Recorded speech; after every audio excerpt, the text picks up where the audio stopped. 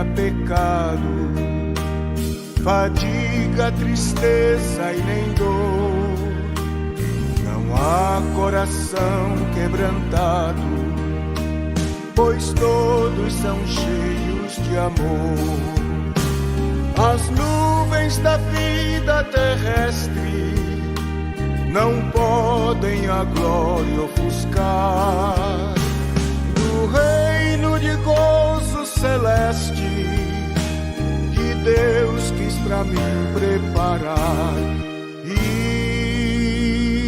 Irei eu pra linda cidade, Jesus me dará um lugar com os crentes de todas idades. A Deus hei de sempre louvar, do céu tenho muitas saudades, das glórias que lá hei de ver. Oh, que gozo vou ter quando eu vi meu Senhor rodeado de grande esplendor.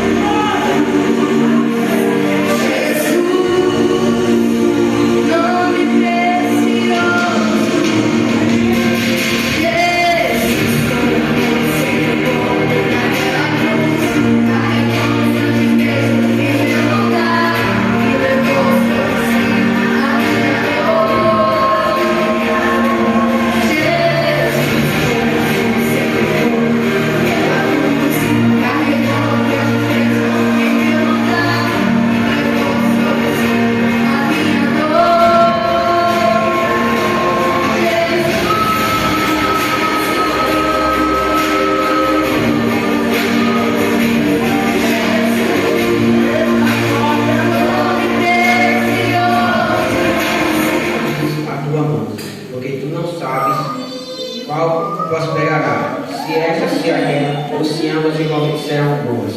Verdadeiramente suave é a luz e agradável é aos olhos ver o sol. Mas se o homem viver muitos anos e em todos eles se alegrará, também se deve lembrar dos dias das trevas, porque hão de ser muitos. Tudo como sucede é vaidade. Alegra-te, juventude, na tua mocidade, e recria-se o teu coração nos dias da tua mocidade, e anda pelos caminhos do teu coração e pela vista dos teus olhos. Sabe, porém, que por todas estas coisas gritará Deus um juízo. Afastas, pois, a ira do teu coração e remove a tua carne o mal, porque a adolescência e a juventude são a vaidade.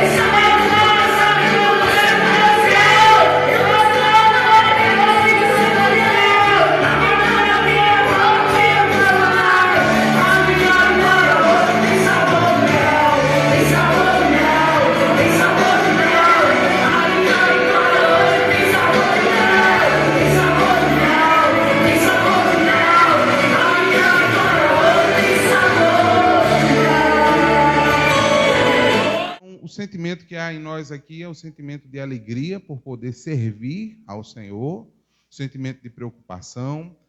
Gostaria também de agradecer à irmã Welma pela confiança que nos é dada e também aqui de notificar a grande estima que eu tenho pelo presbítero Edilson, que é o pastor de vocês, né? Eu não prego com regularidade, com frequência, isso acontece esporadicamente. Mas em duas ocasiões que eu pude pregar na minha vida, não sei se o irmão Edilson lembra, né? Ele estava presente. E uma das ocasiões, isso aqui que eu estou falando é para vocês, viu, adolescentes, agora. Uma das ocasiões foi há mais ou menos 8 ou 10 anos, lá na igreja do Gilto Garcia. Me lembro até hoje de qual foi a palavra.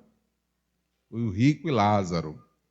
E Deus me abençoou bastante naquela noite. Mas, em outra ocasião, eu era adolescente. Eu era um pré-jovem. Não sei se o irmão Edilson lembra. Não foi na Assembleia. Não foi na Assembleia. Ele foi fazer uma visita na Maranata e eu estava servindo na igreja, estava saindo nessa fase de adolescente para jovem e o Senhor, Deus é testemunha de que eu lembro até qual foi a palavra. Foi o filho pródigo. Isso tem aproximadamente 23 a 24 anos. Eu estou fazendo 40 anos sexta-feira que vem. O que é que isso tem de importante para nós? o fato de que até hoje Deus me manteve de pé na presença do Senhor. E de que desde a minha adolescência Ele tem podido contar comigo. E em nome de Jesus, apesar dos tropeços e quedas, Ele me pôs de pé. Eu quero permanecer fiel a Ele até o dia final. Podendo ser útil, nem que seja limpando um banco de uma igreja. Eu não tenho preocupação em se eu sou um vaso grande ou um vaso pequeno. Eu até digo a Deus, Deus, mesmo que eu seja um vaso pequenininho, o que importa é que eu seja cheio. Eu não quero ser um vaso grande pela metade, eu não quero ser um vaso grande até 90% dele, mas eu quero ser, nem que seja um vaso cheio, pequeno, mas que eu seja um vaso transbordante na presença do Senhor. E eu estava ali sentado e lembrando, Senhor, muito obrigado, porque desde a minha adolescência eu me disponho a servir ao Senhor em sua casa. Amém? Bom, o tema de hoje, do culto de hoje, né? A irmã Welma me disse que o tema seria honre a Deus com a tua vida, né? Honre a Deus com a tua vida. A palavra que eu trouxe, não é bem essa, mas eu queria falar alguma coisa sobre esse tema, que é um tema bastante importante, bastante pertinente. O que é honrar? Alguém poderia responder? Honrar? O que é honrar? Eu sabia que alguém ia dizer essa palavra, obedecer. Quando a gente vai no dicionário, a gente vê, e essa palavra é para todos nós, a gente vê que honrar é elevar alguém. Honrar é colocar alguém em um lugar de destaque. E quando eu era criança, também servindo a Deus na igreja, havia uma expressão muito conhecida e repetida pelos nossos pais e os professores da escola dominical, que honrar é muito mais do que obedecer, ok? Honrar é muito mais do que obedecer. Por quê?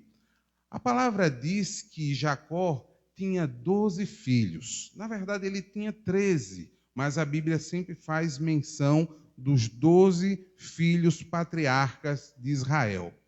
Havia 11 filhos que o seu pai dizia, faça isso, e eles obedeciam.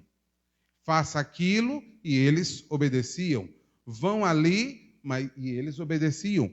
Mas quando eles estavam distante dos olhos dos seus pais, eles se comportavam de uma maneira que as pessoas que estavam naquela região os acusavam como se fossem criminosos. Só para vocês terem exemplo, 2 dos filhos de Jacó mataram todos os homens de uma só cidade.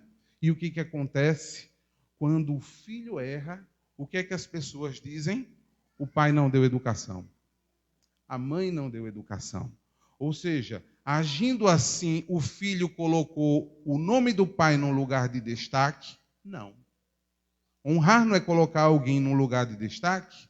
É. Mas se colocou de forma negativa. Às vezes a gente está lá na igreja e de vez em quando a gente vê algumas conversas, um de irmãs, de filhos que correm, bagunçam, pulam, não param quieto, e às vezes o que as pessoas dizem? A mãe não deu educação. O pai não deu educação. Às vezes até deu. Mas o erro do filho testifica contra o pai. Ou seja, honrar é muito mais do que obedecer. Porque um filho que não honra, ele age um comportamento mal fora do mundo e as pessoas vão dizer, esse aí virou criminoso porque os pais não souberam da educação. Mas um filho que honra é um filho que ele está em um determinado lugar, os seus pais podem não estar presentes, mas quando vem a oportunidade de errar, ele não erra. Ele não erra, ele é educado, ele age coerentemente e as pessoas percebem que existe algo de diferente nele. E quando percebem que existe algo de bom, que ele é uma pessoa diferente, o que é que eles dizem? O pai deu educação, ou seja, você honrou seu pai e sua mãe e colocou ele num lugar de destaque, vocês estão compreendendo? Então, honrar é muito mais do que obedecer. E a mesma coisa é com Deus. Nós estamos aqui em sua casa, obedecendo os seus mandamentos. Mas se nós, ao sairmos daqui, não vivermos uma vida em conformidade com a palavra, as pessoas não perceberão em nós que Jesus habita nas nossas vidas. E o que foi que Jesus disse? Que a vossa luz brilhe diante de quem? Diante dos homens, para que eles vejam as vossas boas obras e glorifiquem ao vosso Pai que está nos céus. Ou seja, se você é uma pessoa cuja luz brilha diante dos ímpios, você honra a Deus, porque por mais que você seja o bom exemplo, as pessoas vão perceber Jesus na sua vida. Você coloca em sua vida Jesus no lugar de destaque. Por isso eu pergunto, honrar a Deus de lábios é válido? É. Mas quando aquilo que você canta ou fala com a sua boca está em igualdade com aquilo que você vive. Certa vez, Deus disse a Isaías: Isaías, este povo me honra com os seus lábios, mas o seu coração está distante de mim. Por isso, em vão me adoram, inutilmente me adoram. Então, você quer dizer o que, Israel? Que não é então para eu adorar com os lábios? Não é isso que eu quero dizer. Eu quero dizer o seguinte: inútil é você dizer adore, e adore, e adore, e quando chega da porta para fora, o seu proceder é diferente daquilo que você fala. Mas quando você tem uma vida santa, Deus automaticamente recebe o fruto dos seus lábios como adoração. Então não honre a Deus apenas com os seus lábios, mas faça como diz o tema do culto dessa noite: honre a Deus com a sua vida. Amém? Mas a palavra que o Senhor tem para nós nessa noite está no livro de Mateus. Evangelho de Mateus, capítulo 24.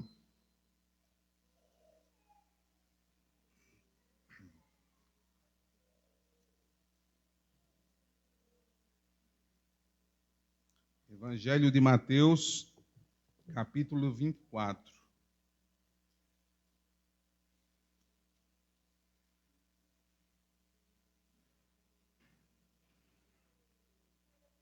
Vamos ler juntos?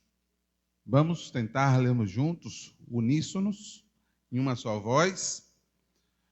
Versículo 36, a partir do versículo 36. Vamos lá, todos juntos. A palavra de Deus nos diz assim: porém, os irmãos já acharam? Vamos ler comigo? Vocês querem ficar em pé, então fiquem à vontade. A palavra do Senhor vai dizer assim: porém, daquele dia e hora ninguém sabe, nem os anjos dos céus, nem o Filho, mas unicamente o Pai. E como foi nos dias de Noé, assim será também a vinda do Filho do Homem.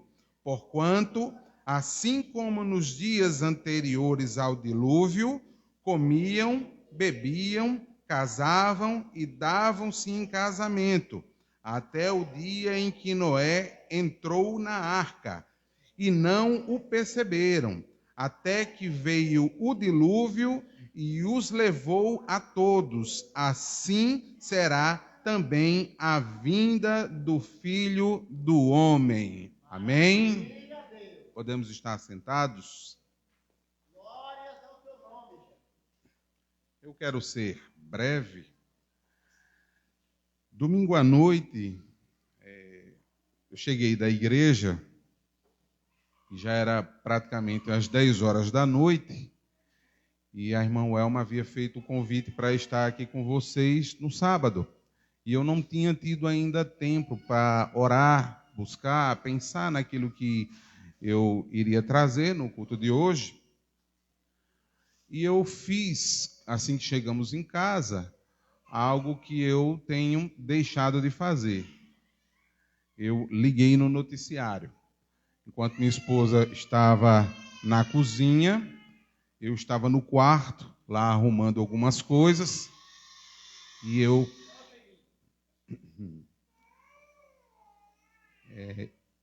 liguei no noticiário, né?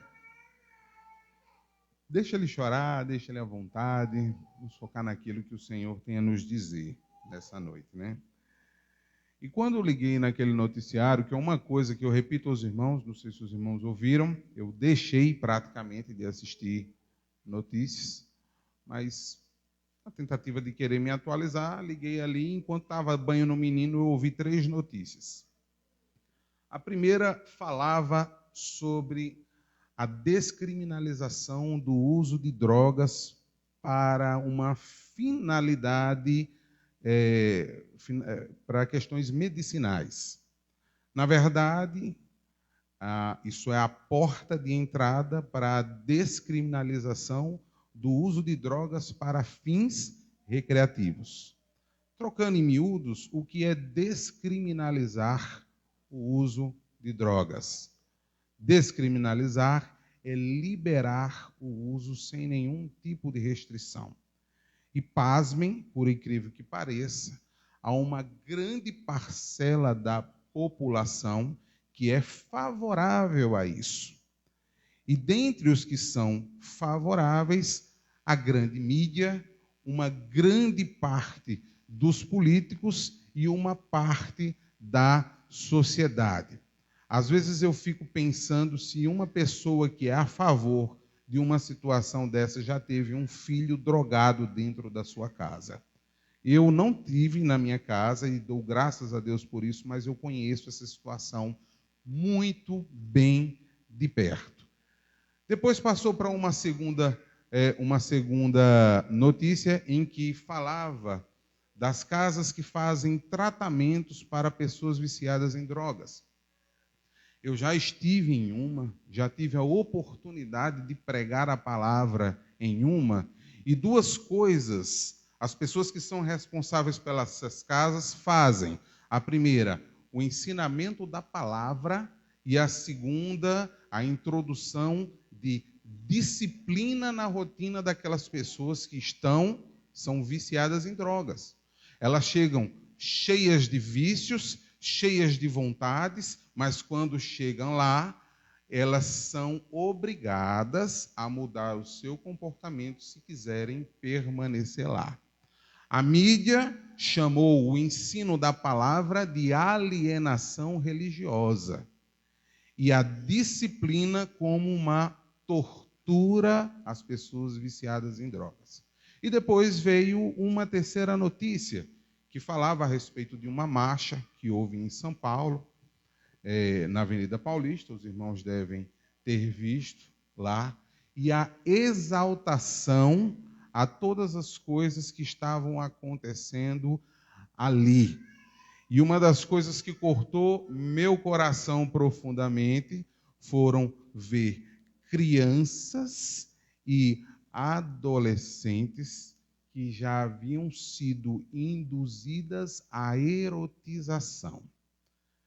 A gente poderia até explicar com outras palavras isso aqui, mas eu vou evitar por hoje. Mas crianças que foram erotizadas. Ao ouvir aquelas 3 notícias, eu vi que o mundo, constatei uma coisa que nós já sabemos: o mundo está de cabeça para baixo.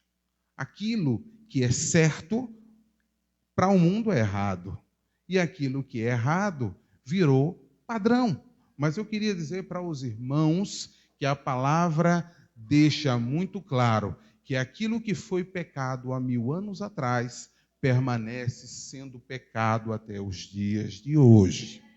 Aquilo que é justo há 1000 anos atrás permanece sendo justo até os dias de hoje, porque o mundo pode mudar, mas os princípios de Deus e os princípios da sua igreja jamais vão mudar, permanecerão inalterados até o dia em que o Senhor voltar.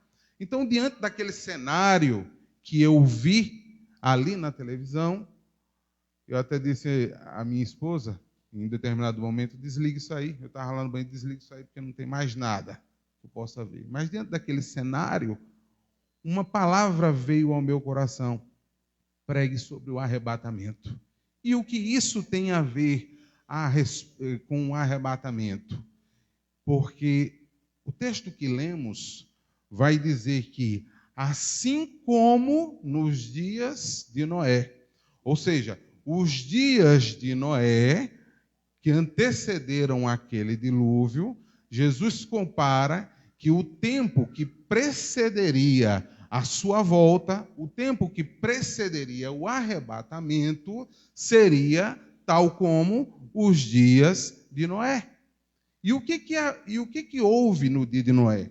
A palavra aqui, ela é superficial ao dizer o que houve, quando ela diz que eles comiam, bebiam, casavam e davam-se em casamento. Mas estudiosos vão dizer que até os dias atuais não houve uma geração mais pecaminosa do que a geração dos dias de Noé e a geração de Sodoma e Gomorra. E o que eles faziam? Estudiosos vão dizer que relações com homens e animais, relações homens com homens, relações de homens com crianças, relação de mulher com mulher. E a própria Bíblia, lá no livro de Gênesis, vai dizer que chegou um momento em que os filhos de Deus começaram a se juntar com as filhas dos homens. Existem diversas teses a respeito disso, mas a Bíblia diz que Adão e Eva teve Abel. Quando Abel morreu, ficou Caim, e depois veio Sete, que era o terceiro filho. A Bíblia diz que só depois que Sete nasceu, que teve Enos, o nome do Senhor voltou a ser lembrado. Então, os dois se separaram, e a geração de Caim formou uma geração pecaminosa. E a geração de Sete formou uma geração de pessoas que adoravam, que serviam a Deus. Inclusive, uma das pessoas dessa que era da geração de Sete era Enoque, um homem que andou com Deus, e um dos poucos, apenas ele e Elias, foi transladado, arrebatado. Então, eram duas gerações totalmente distintas, uma geração santa e uma geração profana. Mas quando chegou nos dias de Noé, a geração de Caim, que era pecaminosa, começou a ser aceita pela geração de Sete, que era santa. E toda essa mistura de homem, com mulher com mulher, começou também a invadir o povo de Deus. E eu pergunto à igreja: esses dias são diferentes dos atuais que nós estamos vivendo? De forma alguma. Então, se a palavra diz que os dias de Noé antecedeu ao dilúvio, nós podemos claramente entender que somos a geração do arrebatamento da igreja. E a pergunta que eu quero fazer, e os irmãos respondam se sentir: um amém. Você está preparado para o arrebatamento da igreja? Amém? Você está preparado para o arrebatamento da igreja? Eu queria dizer aqui e explicar, porque talvez haja alguém aqui que esteja nos visitando, eu não conheço todos os irmãos na igreja. O que é o arrebatamento? O arrebatamento é a consumação do projeto de salvação que Deus criou para o homem. Esse projeto foi criado na eternidade, mas ele começou a ser executado no Éden, no jardim do Éden. A Bíblia diz que Deus criou o homem à sua imagem e à sua semelhança. e concedeu ao homem diversos privilégios, ao homem e à mulher diversos privilégios. Mas dentre todos os privilégios que o homem, Adão e Eva, tinham, eu quero destacar 2 privilégios. O primeiro privilégio, eles tinham comunhão plena com Deus. A Bíblia diz que ao cair da tarde, Deus descia no jardim e eles falavam face a face com o Senhor. E o segundo privilégio que eles tinham é que o homem nasceu para ser eterno. O homem nasceu com o privilégio de não morrer. Mas como o homem ultrapassou os limites, e pecar é a mesma coisa que ultrapassar os limites, ele perdeu todos os privilégios. Ele perdeu o privilégio de ser eterno. É por isso que nós nos incomodamos tanto com a morte. Porque, embora a gente saiba que todos nós já nascemos com uma certeza: um dia iremos morrer. Mas, embora a gente saiba disso, ninguém se acostuma com a morte pelo fato de que nós nascemos com a essência de um ser eterno. E um ser eterno. E o segundo privilégio foi a comunhão plena com Deus. Então, como o homem perdeu esses privilégios, Deus, para não desperdiçar e não lançar o homem no inferno, ele criou um projeto de salvação que consistia na morte de um inocente pela vida dos pecadores. E a Bíblia diz que Deus procurou na terra um inocente que pudesse morrer pelos pecadores, mas não encontrou. Foi quando ele disse: a quem enviarei? Está no livro de Isaías, foi com Isaías, mas é transliterado como se fosse para Jesus, quando Deus disse: a quem enviarei? E quem há de ir por nós? Jesus, apaixonado pelo homem que estava perdido, o homem e a mulher que estava perdido, ele disse: eis-me aqui, envia-me a mim.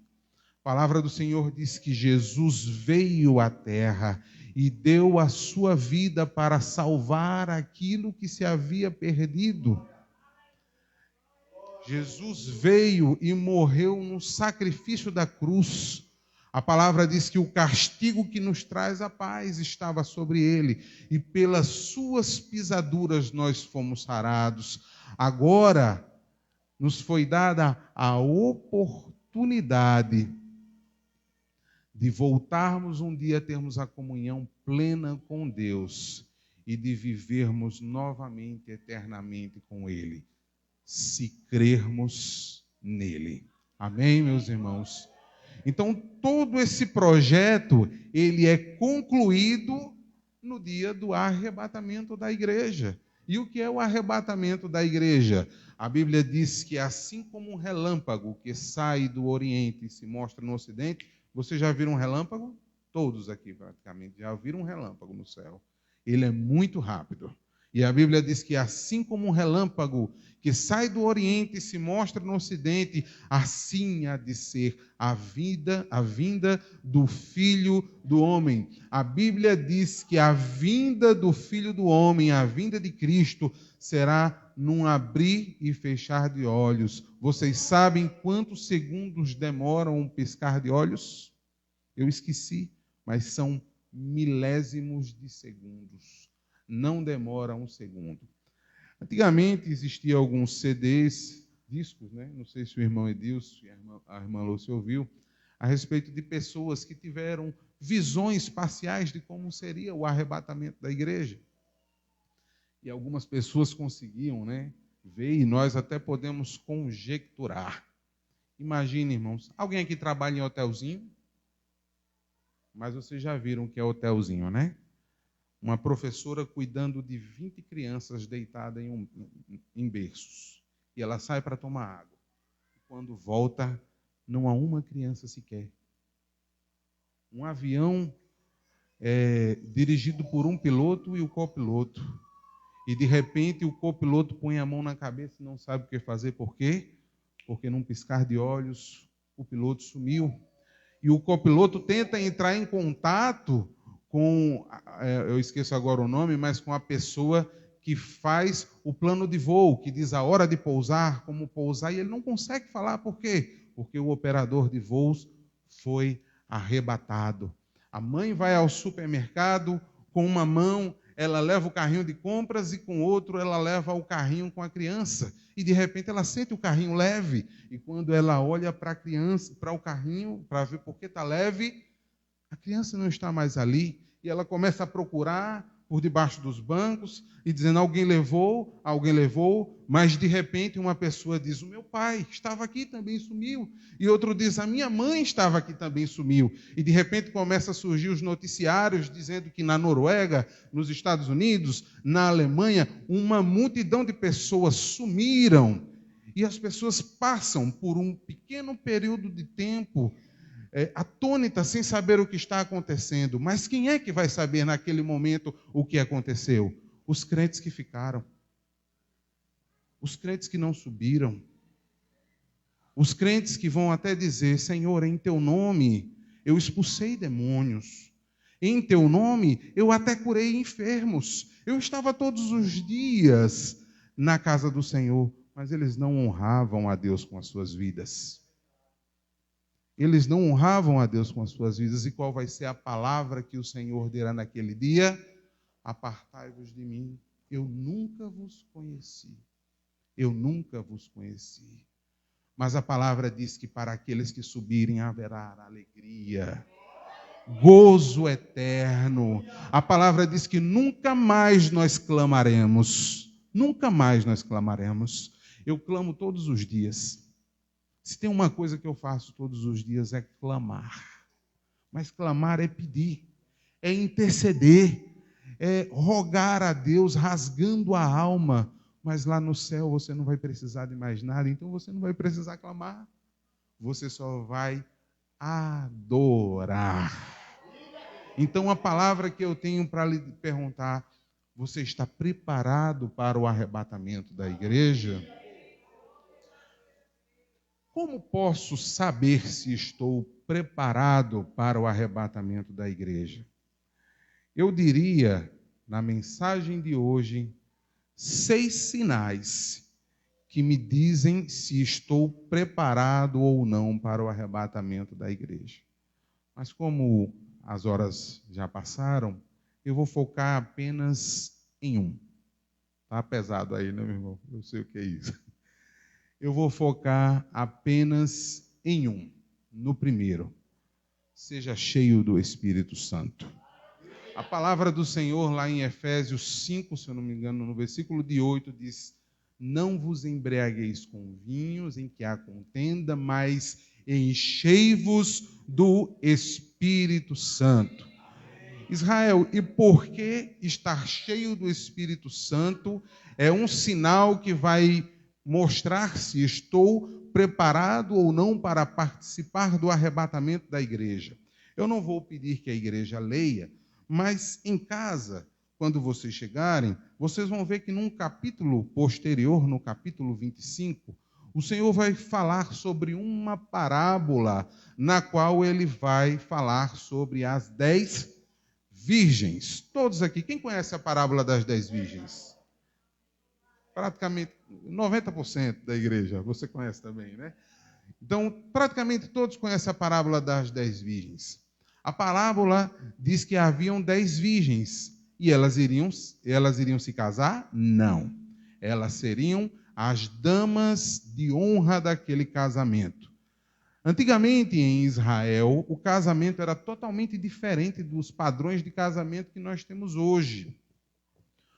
Quando o homem e a mulher estavam desposados, que significa namorando, e eles entendiam que desejariam firmar o compromisso, o homem chegaria na casa da mulher e firmaria um acordo com o pai dela.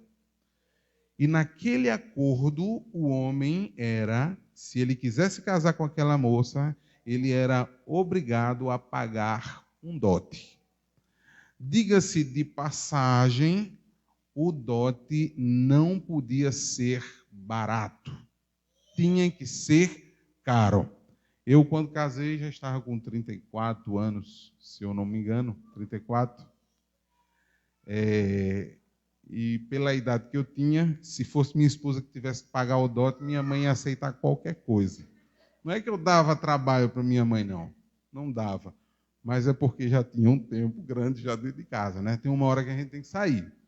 Mas naquela lei, o homem era obrigado a pagar um preço caro. E por que caro?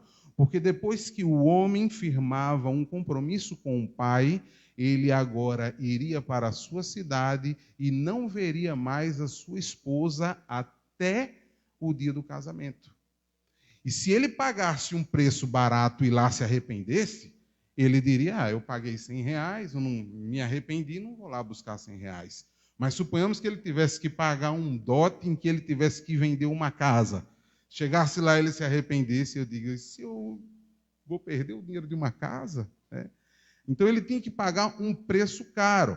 E quando ele voltava para a sua cidade, ele estava fazendo um compromisso dizendo, eu vou preparar a casa em que vamos morar. Só que havia um detalhe. Eles sabiam que iriam se casar, mas eles não sabiam o dia. O dia seria no dia em que o esposo aparecesse, mas o esposo não podia dizer o dia em que iria aparecer. E às vezes ele ficava lá construindo a casa 1, 2 anos, e cadê o esposo? Cadê o esposo? Cadê o esposo? Não tem esposo, o esposo não vem. Mas na tradição, um amigo do esposo aparecia horas antes dele aparecer, dizendo, eis o noivo, lá vem o noivo. E naquele momento em que o amigo do noivo aparecia, a esposa e as virgens deveriam estar com as roupas penduradas, a brilhantina para passar no cabelo, a escova preparada, tinha que estar tudo preparado para na hora que ele dissesse eis o noivo, elas se vestiam e estavam ali aptas a se casar. E a palavra diz que aquelas virgens elas estavam até preparadas. Mas uma das coisas que identificava as virgens, que identificava as damas de honra, era as candeias. Por quê? Não havia energia elétrica. Não havia energia elétrica. Então, como o noivo apareceu à meia-noite, como ele iria saber quem é quem, se não havia luz para mostrar qual era o seu rosto? Os irmãos estão entendendo a parábola das 10 virgens? A questão é que a parábola vai dizer que as 10 virgens tinham candeias, mas todas adormeceram. E quando apareceu o amigo do noivo dizendo,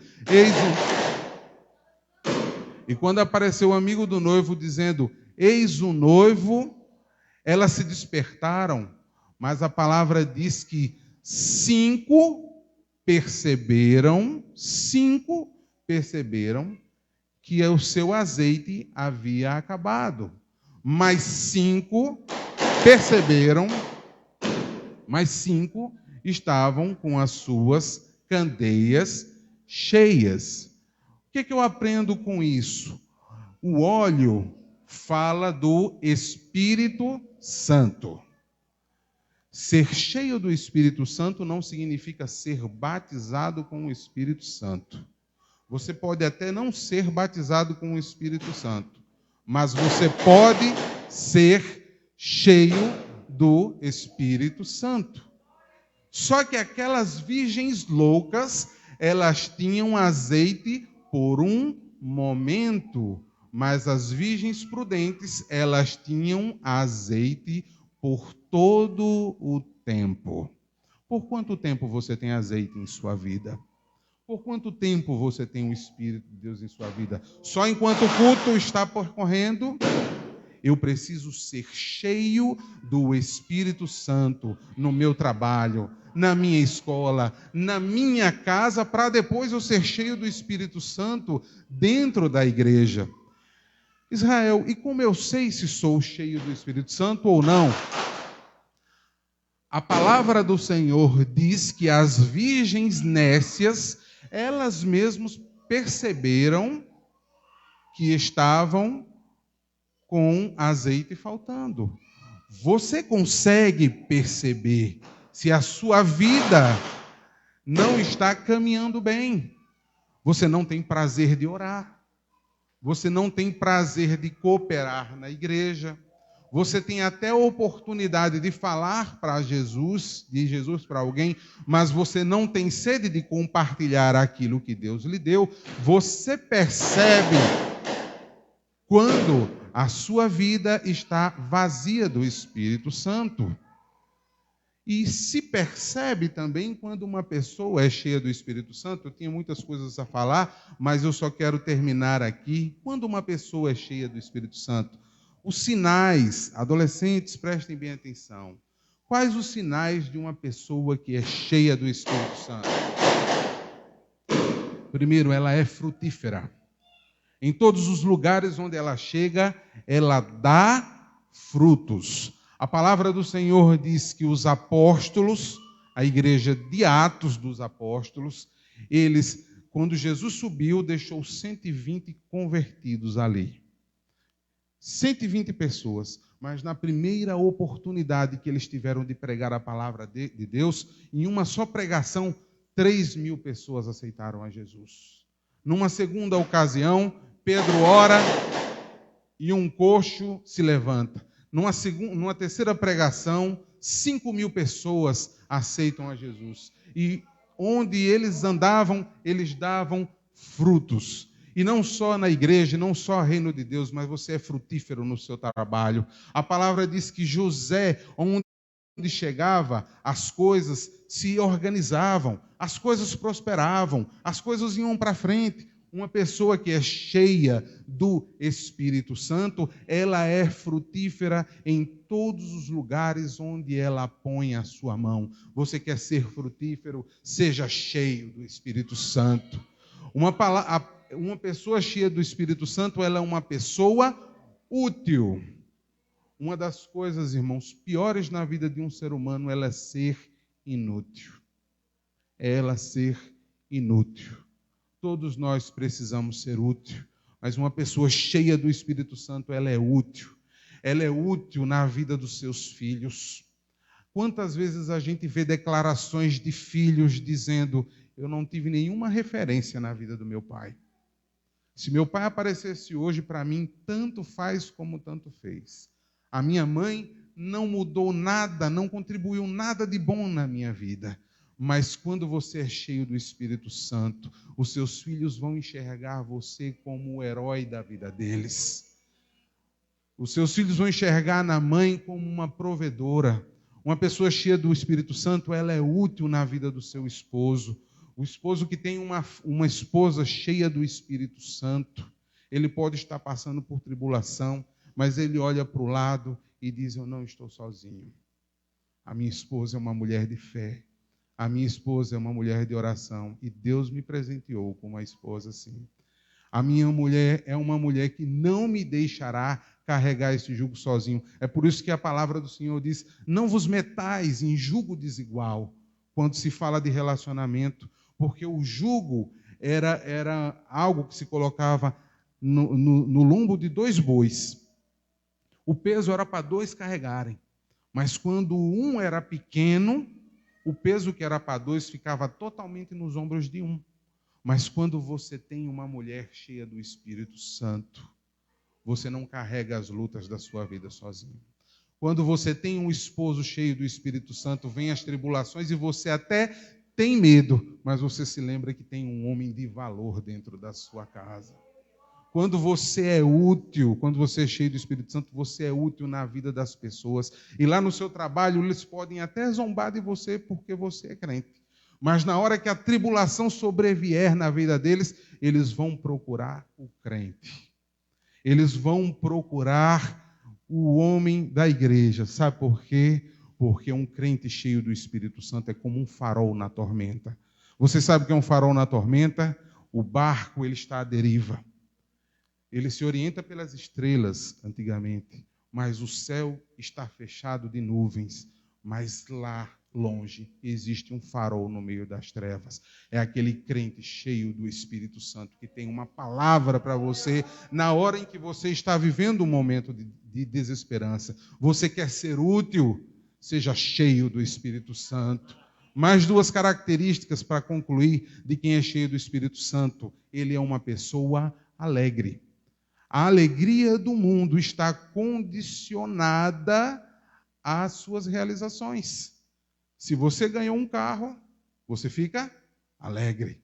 Mas se você perdeu e ele foi roubado e ele não estava no seguro, você fica arrasado. Se você está com saúde, você está feliz. Mas se você tem alguma doença dentro da sua casa, você fica infeliz. Mas a palavra do Senhor vai dizer que Paulo, em Antioquia, foi caluniado, foi apedrejado, foi julgado, condenado, mas qual era o sentimento que a palavra vai dizer que havia dentro dele? Um sentimento de alegria, porque a alegria do Senhor é a nossa força. A alegria do Senhor não está condicionada às realizações. Você pode até sentir dores. Sim, o próprio Jesus disse: a minha alma está cheia de tristeza até a morte. Mas a Bíblia diz que a tristeza pode durar uma noite, mas a alegria vem pela manhã. Você quer ser uma pessoa alegre, feliz? Seja cheio do Espírito Santo. E uma última característica de quem é cheio do Espírito Santo, ele tem paz. Quando eu era adolescente, eu me lembro de um testemunho de um pastor fiel na igreja da qual eu fazia parte. E ele foi acometido por uma doença feroz chamada câncer. E quando ele chegou nos últimos dias da sua vida, ele pediu algo que vocês não conhecem. É chamado de Walkman. Os mais antigos aqui se lembram, né? Do Walkman, que colocava uma fitinha e a gente fazia gravações. E ele pediu um Walkman e pediu que ficasse sozinho no quarto, porque ele iria fazer uma gravação. E a gravação que ele deixou para a família, eu não me lembro dela toda em seu conteúdo, mas uma frase dizia: o câncer corroeu a minha carne, mas ele não corroeu a minha paz. Eu estou em paz porque eu vou para os braços de Deus. A paz, quando o Senhor fala da paz, Ele não está falando de ausência de guerra. Ele não está falando da ausência de guerra. Essa é a paz do mundo. É por isso que Jesus disse: eu vos dou a minha paz, não a paz que o mundo dá. Porque a paz do mundo, ela depende de ausência de guerras. Mas a paz que Deus dá é aquela mesmo que você vive mesmo estando em dias de guerra. Quer ter paz? Seja cheio do Espírito Santo. Quer estar preparado para o arrebatamento? Seja cheio do Espírito Santo. Amém, irmãos? Que Deus abençoe. Amém, irmãos? Palavra edificante, não é? Quero agradecer ao irmão Ismael pela palavra tão bem explanada e eu passo a palavra para o pastor para fazer o encerramento, as orações finais e orar também por Carlos, aniversariante do dia. Glórias a Deus. Vamos ficar de pé, irmão. Vamos fazer uma oração.